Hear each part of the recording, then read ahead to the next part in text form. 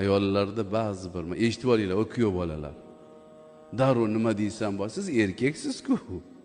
Shuning uchun Alloh sizni erkak qilib qo'ygan. Bu chap qovurg'adan yaralgan. Rasululloh aytdilar, chap qovurg'a sal qiyshirroq bo'ladi. To'g'rilamoqchi bo'lsangiz sinib qoladi dedilar. Shundan foydalanaverasizlar. Xo'p deysizlar. Hazillashasizlar, yaxshi gapirasizlar.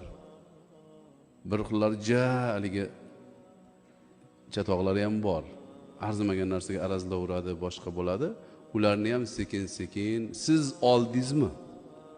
Nikoh xutbasi o'qildimi? O'zi xutba hayitda o'qiladi, jumada o'qiladi, nikohda o'qiladi.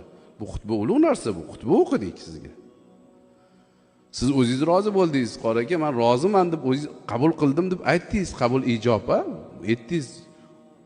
Endi haqqingiz yo'q. Alloh aytibdiki, ba'zi bir jihatlari yoqmasa, sabr qilinglar. Chunki tug'ib bergan bolalarida